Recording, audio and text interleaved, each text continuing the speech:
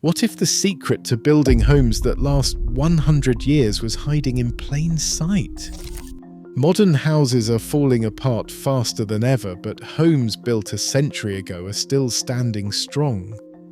The difference is not the materials or the construction crews, it is the forgotten features that make all the difference. Transom windows perched above doors like narrow horizontal mouths once shaped the daily comfort of American homes. Builders' pattern books from the 1880s praised these openings for more than their decorative glasswork, calling them the breathing lips of the house. The logic was simple and scientific. Warm air rises, slips through the transom, and draws in cooler air from below. This passive loop, measured in restored houses, can move up to 150 cubic feet of air per minute, enough to fully refresh the air in a two-story home every few hours. The effect was not just theoretical. In summer, cross-ventilation through open transoms and aligned windows routinely dropped room temperatures by several degrees, sometimes as much as 8 to 10 degrees Fahrenheit, all without a single fan or compressor. Vestibules, meanwhile, acted as the home's airlock. Double doors and a small chamber trapped winter gusts before they could chill the main rooms. Period engineering journals and field studies document that a vestibule could buffer indoor temperatures by about 10 degrees Fahrenheit compared to a single door entry. The Department of Energy now estimates that uncontrolled infiltration, air slipping in around doors and windows, accounts for up to 40% of heating and cooling loss in homes without such features. Stack effect shafts, sometimes hidden in stairwells or central halls, use the same principles.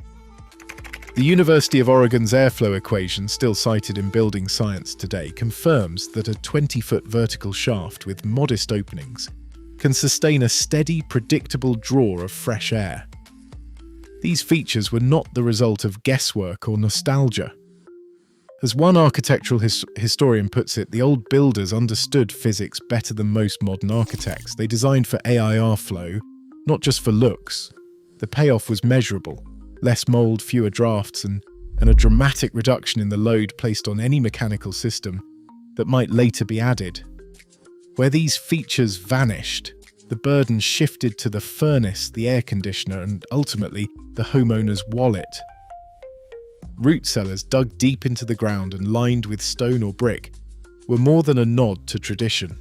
Preservation surveyors logging temperature data in restored cellars consistently record daily swings of less than 2 degrees Fahrenheit, even during heat waves or cold snaps. This earth-buffered chamber kept food safe without electricity, providing a stable environment that modern refrigerators sometimes struggle to match for consistency. In the same vein, rainwater cisterns, documented in late 19th century builder catalogues, served as backup water supplies, often reducing household demand on city mains by up to half before universal municipal service. These buried or tucked-away systems were not luxury add-ons. They were deliberate redundancies, shielding households from single-point failures in supply lines or equipment. The logic extended above ground, too. Walk-in pantries built directly into the framing appear in 71% of surveyed New England and Midwest homes constructed before 1930. These spaces clustered storage along structural walls, distributing weight across joists and studs, instead of concentrating loads on isolated floorboards. The result? Less sagging, fewer cracked planks, and a dramatic reduction in the kind of floor repairs common in later, furniture-dependent layouts. A similar principle guided the integration of built-in ironing boards, patented in 1875 and present in 23% of houses built before 1900 surveyed by the National Trust. These folding boards hid inside wall cabinets, sparing hardwood floors from repeated scraping and impact.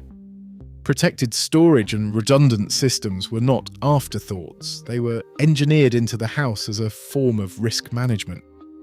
Where these features survived, preservation logs show slower rates of interior wear, fewer emergency repairs, and a resilience to service outages that newer homes rarely match. The disappearance of these systems after World War II left a vulnerability.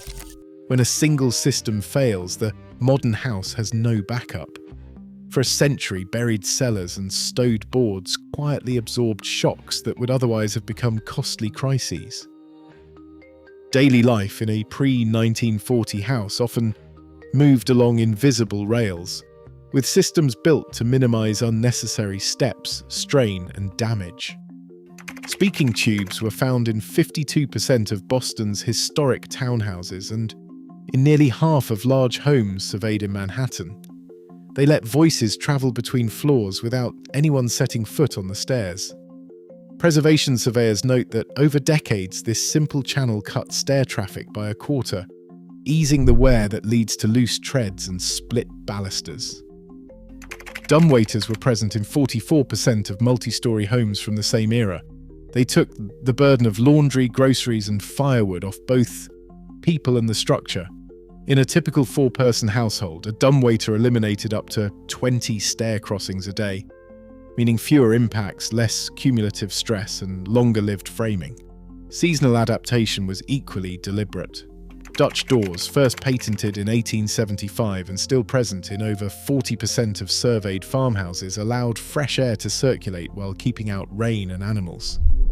The upper half could swing open for ventilation, reducing the need for later, maintenance-heavy storm doors or powered fans. In the South, sleeping porches became a standard prescription for summer. A University of Georgia study logged a nighttime cooling advantage of 7.5 degrees Fahrenheit on these screened porches, compared to interior bedrooms. Alabama porch logs from the 1930s describe families moving beds outside for weeks at a time, sparing both the house and its finishes from the heat, stress that warps floors and cracks plaster. Building scientists point to these features as more than conveniences. By reducing the number of trips up and down stairs or letting climate be managed by design instead of machinery, the house itself endured less punishment. Each system, whether a tube, a lift, or a porch, quietly extended the lifespan of floors, framing, and finishes. The cost of removing them, as preservationists warn, is measured not only in comfort lost, but in the accelerated pace of repairs and replacements that followed.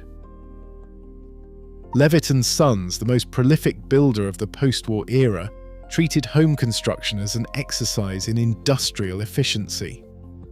Annual production figures from the early 1950s show output, topping 1,800 houses per year, each one completed in just 90 days from excavation to move-in. The operation ran on a strict schedule: 30 days for the foundation, 30 for framing, 30 for interiors and finishes. SEC filings from 1954 break down the cost per house at $7,500, with $3,200 allocated to materials, $2,000 to labor, and the remainder to overhead and marketing. The profit, even after all the expenses, averaged $1,250 per home, a margin of 16%. These numbers were not hidden in back rooms. They appeared in shareholder reports and congressional testimony, where company executives openly credited economies of scale for their returns. The incentive was baked into the business model. The faster a house could be completed and sold, the sooner the next one could be started, and the more profit could be extracted from each cycle. Industry-wide, the Federal Housing Administration's 1951 housing survey reported that mass builders averaged 20 to 30 completions per month per site, matching Levitt's pace. Other firms like Brown Merrill and American Homes reported similar margins and cycle times, with average costs per unit hovering around $8,200 and profit per house just above $1,300. These figures show that the post-war building boom was not simply a response to housing demand. It was a calculated pursuit of turnover and margin. Every day shaved from the construction schedule, every dollar trimmed from labor or materials, translated directly into shareholder value. Durability in this context became a secondary concern. The logic was clear: build fast, sell fast, and let the long-term costs fall where they may. a structural engineer standing over two cut sections of house framing, one harvested before 1940 and the other from a Levittown tract home, does not need a microscope to spot the difference. The old-growth Douglas fir, dense at 48 pounds per cubic foot, carries tight growth rings and a weight that resists a carpenter's blade. Its modern counterpart, plywood or laminated veneer lumber, averages just 30 to 35 pounds per cubic foot with a spongier feel and visible voids. Laboratory tests by the US Forest Service in 1956 confirmed what builders already knew. The denser timber stood up to rot and stress for 80 to 100 years, while the newer engineered woods showed signs of decay and structural failure in as little as 30 to 45 years. The numbers are not subtle. Service life was cut nearly in half, with a 40% higher decay rate under identical moisture conditions. This was not just about materials. The Federal Housing Administration once required every mortgage-eligible home to meet a 30-year durability test enforced by independent engineering review. In 1951, that clause vanished. The revised Federal Housing Administration underwriting manual dropped explicit longevity standards, replacing them with a checklist focused on square footage and cosmetic finish. A direct statement from the period reads that durability shall be assumed where cost efficiency and minimum code compliance are met. The language is clear. Durability became a presumption, not a requirement. With the removal of oversight, cost-cutting became the rule, not the exception. Builders no longer had to justify material choices to anyone but their own accountants. As a result, houses were assembled from lighter, cheaper and faster to install components, with no mechanism to ensure they would last beyond the first mortgage term. Modern housing surveys now estimate that the average post-war home built under these relaxed standards is expected to last 30 to 45 years before significant repair or replacement becomes unavoidable. The link between policy, material downgrade and shortened lifespan is not theoretical. It is written into the service records of the structures themselves. Today's homes last half as long as those built a century ago, not by chance but by design. As code minimums replace proven systems, durability becomes a casualty of profit. The question isn't nostalgia, it's whether we demand homes built to endure. That choice shapes every generation that follows.